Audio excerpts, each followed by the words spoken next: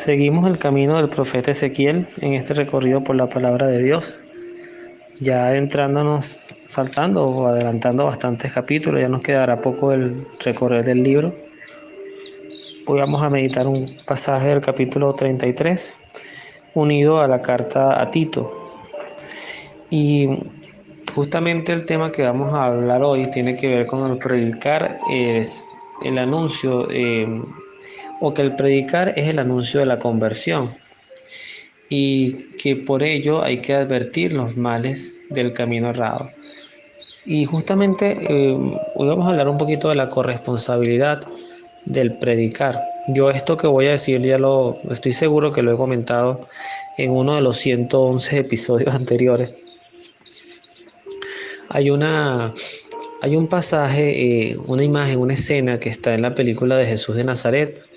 Esta película de Franco Sefirelli. Esta película la pasaba muchísimo en Semana Santa, canales como Radio Caracas, Televisión. Sí, estaba la película y la serie, era como una microserie que estaba para distribuirse durante los 5 o 6 días de Semana Santa. Y es la escena en la que Juan el Bautista ve pasar a Herodes con Herodías, la esposa, era la mujer de su hermano que estaba vivo y que él tenía apresado. Y él le decía que él tenía que decirle que devolviera esa mujer a su hermano, porque estaba en adulterio, pero que si no lo hacía, si él no le decía esto, él era corresponsable del pecado que él estaba cometiendo, porque estoy siendo testigo de algo malo y es mi deber decirte que no es el camino correcto. Esto no es fácil y creo que no me voy a equivocar en lo que voy a decir. Es de las cosas más difíciles que nosotros podemos vivir en la vida cristiana. Por eso, de las 4 formas de pecar que decimos, que anunciamos, que confesamos en el yo confieso, valga la redundancia, la última, que es la omisión, es un pecado muy común y que a veces pasamos desapercibido, pero es muy común. Esto, aunque suene duro, es como que tú veas a una persona, a un hermano, un amigo o a un familiar, a alguien que tú aprecias muchísimo, que se aprecian mutuamente, viviendo una situación de divorcio, volviéndose a casar, iniciando en el camino de la homosexualidad, robando, corrupción, cualquier cosa que en esencia desde la fe cristiana tiene denuncia y un mensaje. O sea, no solamente denunciar, tú eres un pecador, ese no es el mensaje en sí. El mensaje es advertencia y confraternidad, como uno le dice a un hijo, a veces con una voz fuerte: no hagas esto y es por tu bien. No te asomes a la ventana así porque te puedes caer, no coloques la mano aquí, ya es la tercera vez que te lo digo. Ese tipo de advertencias, que a veces pueden sonar hasta amenazantes, están en el fondo cargadas de una enorme preocupación, porque no queremos que la persona sufra, porque no queremos ver el mal en la persona, aunque haya un humo de felicidad, una pseudo felicidad. En el fondo sabemos que esa felicidad, primero, es finita, segundo, no es que aleje a Dios de la persona, porque es que nada, como diría San Pablo, nada nos puede apartar de su amor, pero sí nos aleja a nosotros de Dios. Nos mundaniza al extremo, cuando se vuelve un ídolo cualquier pasión, cualquier vicio que emana o que deriva de este mundo. En esto es lo que el profeta Ezequiel predica en el capítulo 33, cuando dice: el profeta centinela de su pueblo. Y me parece hermosísimo, porque además me imagino que la gran mayoría debe entender lo que significa un centinela. La imagen que yo tengo de estas personas en los castillos de antes, que hacían guardia en las noches. El centinela no dormía, como dice el Salmo: mi guardián no duerme ni reposa el guardián de Israel. Entonces el centinela es el que estaba siempre en custodia, viendo a lo lejos si había alguna amenaza. Algo parecido, aunque no recibe el nombre de centinela, es lo que ocurre, y de hecho está muy bien escenificado en la película del Titanic. Estos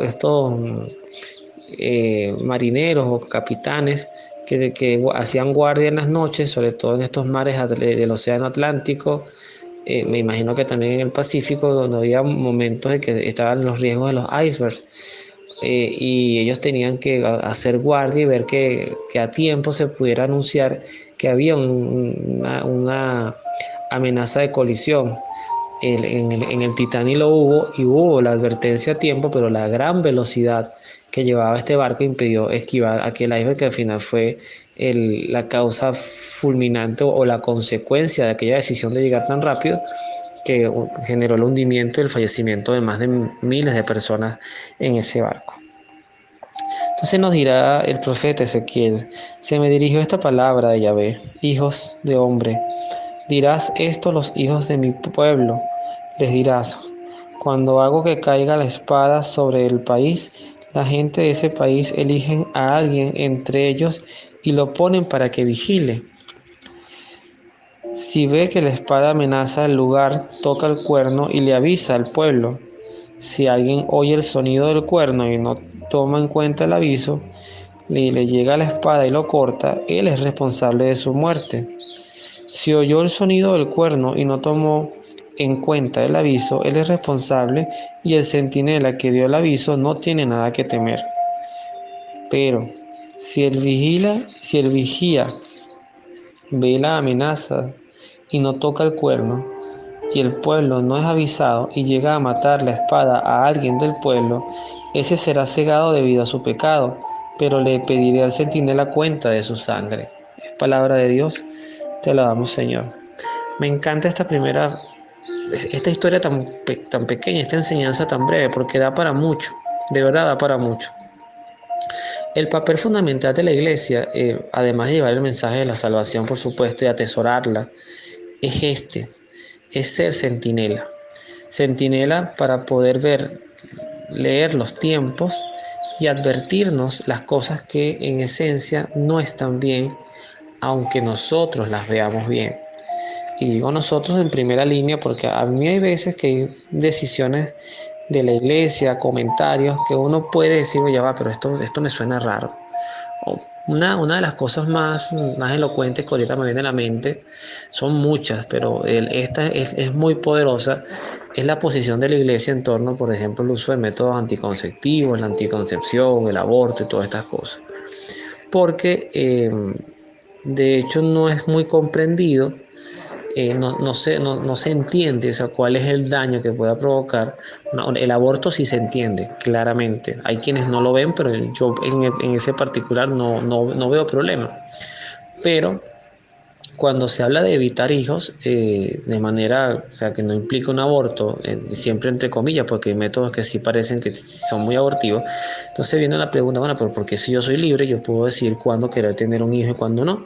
Porque además es algo que es una procreación, o sea, yo procreo con la ayuda de Dios, pero también es mi decisión. Si hasta María Santísima le pidieron permiso en cierta forma, le anunciaron esto, pero ella también pudo haberlo rechazado en su libertad.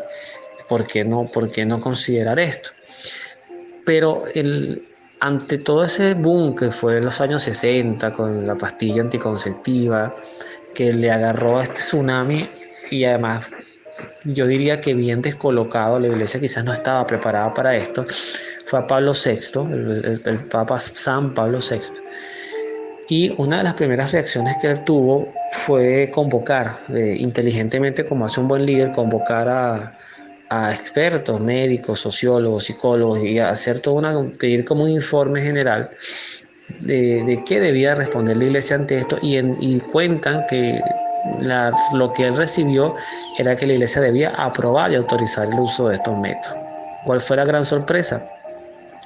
Él se recoge en oración, construye la Humane Vitae, la encíclica por excelencia que responde a esto, y les puedo decir que es la única encíclica que yo me he leído completa. Hay otras que ahorita he tratado de leer, y como muchas otras cosas, a veces uno las deja medias, ¿no? La Veritatis Splendor de Juan Pablo II, pero esta encíclica de Humane Vitae sí me la leí completa. Eran como 13 páginas en formato PDF. Pero cuando tú la lees, tú te das cuenta que todas las advertencias que vienen de ella tienen que ver con lo ético y lo moral, no tanto con lo científico. Y muchas de las cosas que él profetiza y advierte allí se han dado, hay que decirlo. Una amplia facilidad a la infidelidad, al libertinaje sexual, inclusive al mal uso o instrumentalización de la mujer y también del hombre en todo lo que tiene que ver con la sexualidad, el no darse por completo, ese mandamiento, ese deseo de Dios de que hombre y mujer se unirán y será una sola carne. Eso es una entrega total, sin reservas. En este tipo de métodos a veces eso no ocurre. Es como que te doy, pero al final te disfruto, más no me entrego a ti. No sé si me logro dar a entender. Entonces hay una explicación allí que es muy válida. Cuando uno escucha los argumentos con misericordia, con amplitud, esta amplitud que a veces estos tiempos reclaman, pero que en realidad no existe como tal. Hay mucha tiranía en las opiniones y en las ideologías. O piensas como yo, te saco del debate. Eso se ve mucho. Pero cuando uno tiene esa amplitud, uno escucha y dice, bueno, esto no está tan descabellado. Como es otras cosas, por ejemplo, una de las cosas que advierte Pablo VI es el tema de ese culto a la infertilidad o al no tener hijos, que hoy por hoy, y de hecho yo lo escuchaba y estos días no me lo contaron, es que lo escuché del ministro, es un ministro de Japón, estaba muy preocupado porque el año pasado Japón solamente había tenido 888.000 nacimientos, algo así, que en un país y en su demografía eso es terrible. O sea, cada año Japón ha ido teniendo menos hijos y eso es una amenaza en el tiempo de que en pocas décadas esa cultura puede totalmente desaparecer. Y esas crisis las estamos viendo en otros países. Entonces la cultura a la anticoncepción pues deriva en esto. Los jóvenes no quieren tener hijos, si tienen uno es un milagro, o prefieren tener perros y mascotas que tener familia. Entonces, muchas de las cosas que advierte un profeta, que anuncia un profeta, van derivados de ese jardín que es la Iglesia Católica, que es donde Dios deposita a través de sus pastores. No todos, y eso tengo que decirlo con mucho respeto, no todos. Hay pastores que están totalmente perdidos en lo que están haciendo como labor sacerdotal, igualmente religiosas e igualmente laicos, que están en catequesis, en grupos de formación. Hay gente que está totalmente perdida, son tiempos muy complejos, y lo digo por no es que yo aquí estoy parado diciendo yo estoy del lado de los que iluminan, porque no. Nosotros podemos perder a la gente o con lo que predicamos o con lo que testimoniamos en nuestras propias vidas. Entonces no es fácil, uno que va formando nuevas generaciones. Ya uno está en esa etapa donde uno quizá ya se está terminando de formar para empezar a formar. Es una etapa intermedia. Eh, Son tiempos complicados donde hay que pedir mucha luz al espíritu, pero tenemos vidas de santos que hacemos eco de ello en la otra serie que transmitimos los lunes. Vidas de santos que han sabido responder a sus tiempos y que han sido esa luz para los tiempos por venir. Creo que hoy por hoy en nuestro tiempo, una de las voces, varias voces que hay que escuchar, es por supuesto Juan Pablo II, un santo, un santazo, y otra voz importantísima recientemente fallecido es nuestro Papa Emérito Benedicto XVI, que fue una luz también ante tanta oscuridad y que advirtió, entre tantas cosas, los temas de la tiranía, del relativismo. Entonces, sí tenemos el deber de tomar a nuestros seres queridos y decirles, mira, yo te amo mucho, yo quiero que tú seas feliz, pero por aquí no es. Y a veces es lo que vemos, jóvenes que están viviendo unas vidas vertiginosas con 19, 20, 21 años o un poquito más, y ya quieren tener vida de 40, quieren asumir responsabilidades que no les tocan, y además se enredan en unas cosas hombres y mujeres, que no tienen sentido. Otros que quieren tomar los caminos fáciles, que no quieren estudiar, no quieren trabajar, no se quieren preparar, y de repente les va bien, temporalmente les va bien, pero al proyectar el tiempo, cuando tú dices, bueno, dentro de 20, 30 años, cosa que muy poca gente hace, ¿qué va a ser de mi vida? O sea, ¿quién me va a mantener? ¿De qué voy a vivir? Entonces la vida te cae así del de alocha, te cae como un tsunami, y cuando te cae la situación te das cuenta que dependes de uno o del otro, que no te preparaste para vivir lo que hoy estás viviendo. Muchas personas en la tercera edad no se prepararon para vivir su vejez, y la vejez les llegó. y otros no se preparan para vivir su vida adulta. Y el problema no es el embarazo anticipado, el problema es que no se prepararon ni laboralmente, ni económicamente, no proyectaron, no planificaron, no asumieron riesgos. Y eso es parte de la vida, medir los riesgos con tu pareja, no eres tú solo remando contra el mundo. Eso es un sano y un buen ejercicio. A veces da miedo pedir prestado, a veces da miedo comprar algo, a veces da miedo, pero a veces da miedo tomar decisiones, a veces tienes que alejarte de gente que te está haciendo daño y que amas mucho y que aprecias y que disfrutas y que echas chistes y que te ríes, pero a la larga sabes que si sigues con esa gente te estás haciendo daño o tú le estás haciendo daño a otras personas con tu estilo de vida. Esto es un tema fascinante, el tema de ser centinela. Es por eso que luego en Tito, para no extenderme tanto, estoy tratando de reducir los minutos también de esta serie para que se haga un poco más atractiva. Tito, en esta carta que hace San Pablo a Tito, en el capítulo 2, le dice Pablo, andemos como seres responsables, y le dice, tus palabras deben fortalecer la sana doctrina. Los ancianos han de ser sobrios, respetables, juiciosos, maduros en la fe, caridad y perseverancia. Que las ancianas igualmente se porten como corresponde a las santas mujeres, que no sean chismosas ni aficionadas al vino, sino más bien personas de buen consejo. Así enseñarán a los jóvenes a su marido y a querer a sus hijos, que sean juiciosas y puras, de cuidar bien de su hogar, de ser buenas y obedientes a sus maridos. Sé que eso no le va a gustar a muchas, pero esto tiene un contexto que no voy a abordar ahorita. Eh, También lo exalta Pablo y dice, de este modo nadie podrá hablar mal de nuestra fe. Y luego invita también a los jóvenes a que sean responsables en todo. Tú mismo serás un ejemplo para ellos cuando vean tu conducta, tu enseñanza desinteresada, tu honradez, tu predicación sana e intachable. Con esto, los de afuera no encontrarán cosa alguna que criticar y más bien se sentirán avergonzados. Esa palabra de Dios te la damos, Señor. Esta forma de enseñar sin feminismo ni machismo, esta forma de enseñar es honesta, que al final lo que dice es que seamos cada quien según lo que somos, no definidos por la sociedad, sino lo que somos por biología y a lo que estamos llamados a hacer como misión de vida. Yo siempre digo, una de las preguntas que yo hago, hoy por hoy hombre y mujer salen a trabajar y me parece que es necesario además. Yo inclusive digo que hay momentos como ahorita donde mi esposa hasta produce más dinero que yo y son equilibrios importantes. Hay veces en que no ha sido así, nos administramos, tomamos decisiones, tú pagas esto, tú haces el mercado, yo pago los servicios o al revés, pero siempre con un dinamismo en el hablar. Pero ¿quién cuida el hogar?